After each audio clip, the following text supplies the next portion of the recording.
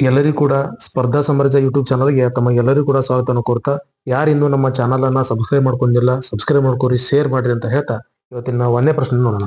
ಈ ಕೆಳಗಿನ ಯಾವ ರಾಜ್ಯವು ಅರಾವಳಿ ಬೆಟ್ಟಗಳನ್ನ ಹೊಂದಿರದ ರಾಜ್ಯವಾಗಿದೆ? ಅರಾವಳಿ ಬೆಟ್ಟವನ್ನ ಹೊಂದಿರದ ರಾಜ್ಯವಾಗಿದೆ ಅಂತ ಕೇಳಿದ್ದಾರೆ. ಒಂದನೇದು ದೆಹಲಿ, ಎರಡನೇದು ಗುಜರಾತ್, ಮೂರನೇದು ಮಧ್ಯಪ್ರದೇಶ್, ನಾಲ್ಕನೇದು ಉತ್ತರ ಪ್ರದೇಶ್. ಹಾಗಾದ್ರೆ ಈ ಪ್ರಶ್ನೆಗೆ ಸರಿಯತಕ್ಕಂಥ ಉತ್ತರ ಯಾವ್ದು ಕೇಳಿದ್ರೆ ಉತ್ತರ ಪ್ರದೇಶ್. ಉತ್ತರ ಪ್ರದೇಶ್ ಏನಂತ ಕೇಳಿದ್ರೆ ಅದು ಅರಾವಳಿ ಬೆಟ್ಟಗಳಲ್ಲಿ ಏನಾಗಿರೋದು ಕೇಳಿದ್ರ ಒಂದಿಲ್ಲ ಅನ್ನುವಂಥದ್ದು. ಹಾಗಾದ್ರೆ ಒಂದನೇದು ದೆಹಲಿ, ಗುಜರಾತ್, ಮಧ್ಯಪ್ರದೇಶ್, ಇನ್ನೊಂದು ರಾಜಸ್ಥಾನವು ಸಹ ಇಲ್ಲಿ ಏನ್ ಮಾಡ್ತೀವಿ ಕೇಳಿದ್ರ ಬರ್ತದ. ರಾಜಸ್ಥಾನವು ಸಹ ಅರಾವಳಿ ಬೆಟ್ಟಗಳಲ್ಲಿ ಹೊಂದ್ಕೊಂಡದೆ ಅನ್ನುವಂಥದ್ದು. ಈಗ ಮುಂದಿನ ಪ್ರಶ್ನೆ, ಈ ಕೆಳಗಿನವುಗಳಲ್ಲಿ ಯಾವುದು ಸರಿಯಾಗಿ ಹೊಂದಿಕೆ ಆಗಿಲ್ಲ? ಸರಿಯಾಗಿ ಹೊಂದಿಕೆ ಆಗಿಲ್ಲ ಅಂತ ಕೇಳಿದ್ದಾರೆ. ಒಂದನೇದು ಪಂಪಾಸ್ ಸೌತ್ ಅಮೆರಿಕಾ, ಎರಡನೇದು ಸವನ್ನಾ ಆಫ್ರಿಕಾ, ಮೂರನೇದು ಪೈರಿಸ್ ಉತ್ತರ ಅಮೆರಿಕಾ, ನಾಲ್ಕನೇದು ಸ್ಟೆಪಿಸ್ ಆಸ್ಟ್ರೇಲಿಯಾ. ಹಾಗಾದ್ರೆ ಇದು ರಾಂಗ್ ಆಗಿರ್ತಕ್ಕಂಥದ್ದು. ಸ್ಟೆಪಿಸ್ ಏನಂತ ಕೇಳಿದ್ರೆ ಅದು ಉತ್ತರ ಅಮೆರಿಕಾ. ಸ್ಟೆಪಿಸ್ ಏನ್ರಿ? ಉತ್ತರ ಅಮೆರಿಕಾ. ಎಸ್. ಹಾಗಾದ್ರೆ ಆಸ್ಟ್ರೇಲಿಯಾ ಅನ್ನುವಂಥದ್ದು ಡೌನ್ಸ್ ಬರುತ್ತೆ. ಆಸ್ಟ್ರೇಲಿಯಾ ಅನ್ನುವಂಥದ್ದು ಡೌನ್ಸ್, ಇವು ಹುಲ್ಲುಗಾವಲು. ಓಕೆ, ಮುಂದಿನ ಪ್ರಶ್ನೆ, ಈ ಕೆಳಗಿನ ಹೇಳಿಕೆಗಳನ್ನ ಪರಿಗಣಿಸಿ ಅಂತ ಕೇಳಿದ್ರೆ ಕನ್ಸಿಡರ್ ದಿ ಫಾಲೋವಿಂಗ್ ಸ್ಟೇಟ್ಮೆಂಟ್. ಒಂದನೇದು ಭಾರತವು ಏಷ್ಯಾ ಖಂಡದ ಉತ್ತರ ಭಾಗದಲ್ಲಿದ್ದು ಮತ್ತು ಹಿಂದೂ ಮಹಾಸಾಗರದ ಉತ್ತರದಲ್ಲಿದೆ. ಎರಡನೇದು ಭಾರತದ ಮುಖ್ಯ ಭೂಭಾಗವು 6100 ಕಿಲೋಮೀಟರ್ ಉದ್ದವಾದ ಕರಾವಳಿ ತೀರವನ್ನು ಹೊಂದಿದೆ.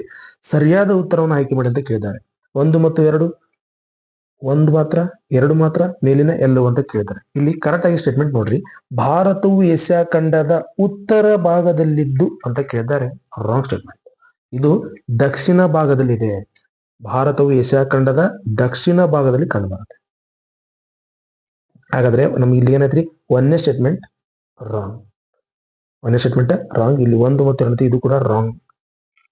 ಹಾಗಾದ್ರೆ ಎರಡನೇ ಸ್ಟೇಟ್ಮೆಂಟ್ ಏನೈತಿ ನಮಗೆ ಇಲ್ಲಿ? ಹಿಂದೂ ಮಹಾಸಾಗರ ಉತ್ತರದಲ್ಲಿ, ಇದು ಕೂಡ ಕರೆಕ್ಟ್ ಐತಿ. ಭಾರತದ ಮುಖ್ಯ ಭೂಭಾಗವು 6100 ಕಿಲೋಮೀಟರ್ ಉದ್ದವಾದ ಕರಾವಳಿ ತೀರವನ್ನು ಹೊಂದಿದ್ದಕ್ಕೆ ಹೌದು, ಕರೆಕ್ಟ್ ಇದೆ.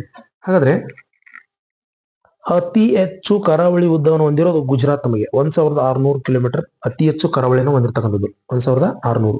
ಹಾಗಾದ್ರೆ ಎರಡನೇದು ಅಂತ ಕೇಳಿದ್ರೆ ಅದು ಆಂಧ್ರ ಪ್ರದೇಶ್. ಆಂಧ್ರ ಪ್ರದೇಶ್ 1000 ಕಿಲೋಮೀಟರ್.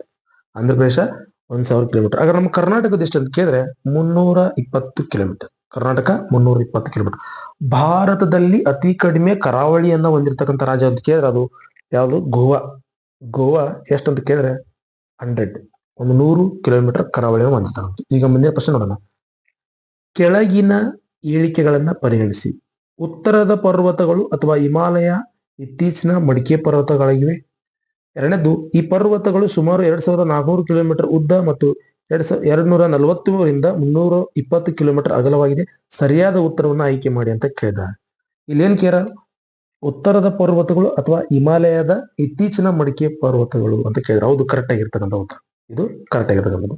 ಎರಡನೇದು, ಈ ಪರ್ವತಗಳು ಸುಮಾರು 2400 ಕಿಲೋಮೀಟರ್ ಉದ್ದ ಮತ್ತು 240ರಿಂದ 320 ಕಿಲೋಮೀಟರ್ ಅಗಲವಾಗಿದೆ. ಹೌದು, ಇದು ಕೂಡ ಸರಿ ಇರ್ತಕ್ಕಂಥ ಉತ್ತರ.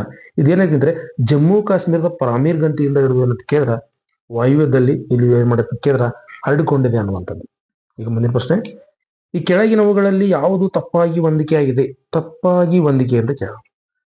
ಒಂದು, ತಾಲ್ಘಾಟ್ ಮುಂಬೈ ಮತ್ತು ನಾಸಿಕ್ ಅನ್ನ ಸಂಪರ್ಕಿಸ್ತೈತಿ. ಎರಡನೇದು, ಬೋರ್ಘಾಟ್ ಮುಂಬೈ ಮತ್ತು ಪುಣೆಯನ್ನ ಸಂಪರ್ಕಿಸ್ತೈತಿ. ಮೂರನೇದು, ಪಾಲ್ಘಾಟ್ ತ್ರಿವೆಂಡಂ ಮತ್ತು ಚೆನ್ನೈಯನ್ನ ಸಂಪರ್ಕಿಸುವುದು. ನಾಲ್ಕನೇದು, ಆಗುಂಬೆ ಘಾಟ್ ಉಡುಪಿ ಮತ್ತು ಕುಂದಾಪುರವನ್ನ ಸಂಪರ್ಕಿಸುತ್ತೆ. ಹಾಗಾದ್ರೆ ಅವರು ತಪ್ಪಾಗಿ ಹೊಂದಿಕೆಯಾಗಿದೆ ಅಂತ ಕೇಳಿದರೆ ನಾಲ್ಕನೇದು ರಾಂಗ್. ಆಗುಂಬೆ ಏನಂತ ಕೇಳಿದ್ರೆ ಉಡುಪಿ ಮತ್ತು ಶಿವಮೊಗ್ಗ, ಉಡುಪಿ ಮತ್ತು ಶಿವಮೊಗ್ಗಗಳನ್ನ ಸಂಪರ್ಕಿಸುತ್ತೆ.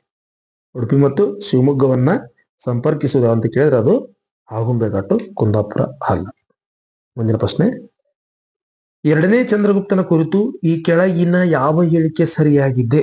ಅದು ಯಾವ ಹೇಳಿಕೆ ತಪ್ಪಾಗಿದೆ ಆಗ್ಬೇಕಿತ್ತು, ಸರಿಯಾಗಿದೆ ಆಗಿದೆ, ತಪ್ಪಾಗಿದೆ ಆಗ್ಬೇಕು. ಓಕೆ, ಇವನು ನಾಗ ಮತ್ತು ವಾಕಟಕರೊಂದಿಗೆ ವೈವಾಹಿಕ ಸಂಬಂಧಗಳನ್ನು ಬೆಳೆಸಿದ್ದನು. ಇವನು ಎರಡನೇ ಅಲೆಕ್ಸಾಂಡರ್ ಅಂತ ಕರೆಯಲಾಗುತ್ತಿತ್ತು. ಇವನು ಅಧಿಕಾರಾವಧಿಯಲ್ಲಿ ಉಜ್ಜಯಿನಿ ಎರಡನೇ ರಾಜಧಾನಿ ಆಯಿತು.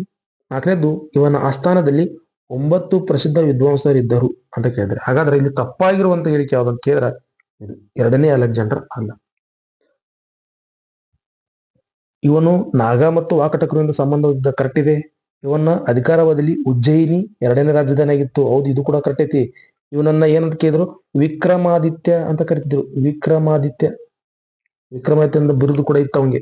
ಅವನ ಆಸ್ಥಾನದಲ್ಲಿ 9 ಜನ ಪ್ರಸಿದ್ಧ ಕವಿಗಳು ಕೂಡ ಇದ್ರು. ಹಾಗಾದ್ರೆ ಇದಿಷ್ಟು ಏನಂತ ಕೇಳಿದ್ರೆ ಇವತ್ತಿನ ಇಂಪಾರ್ಟೆಂಟ್ ಇರ್ತಕ್ಕಂಥ ಪ್ರಶ್ನೆಗಳಾಗಿದ್ದು. ನಾಳೆ ಇನ್ನೂ ಅತಿ ಹೆಚ್ಚು ಪ್ರಶ್ನೆಗಳೊಂದಿಗೆ ನಿಮ್ಮ ಮುಂದೆ ಚರ್ಚೆ ಮಾಡಕ್ ಬರ್ತೀನಿ. ಯಾರಿನ್ನ ನಮ್ಮ ಚಾನಲ್ ಅನ್ನ ಸಬ್ಸ್ಕ್ರೈಬ್ ಮಾಡ್ಕೊಂಡ್ರೆ ಸಬ್ಸ್ಕ್ರೈಬ್ ಮಾಡ್ಕೊರಿ, ಶೇರ್ ಮಾಡ್ಕೊರಿ ಅಂತ ಹೇಳ್ತಾ ಇವತ್ತಿನ ವಿಡಿಯೋನ ಮುಗಿಸ್ತೀನಿ. ಎಲ್ಲರಿಗೂ ಧನ್ಯವಾದಗಳು.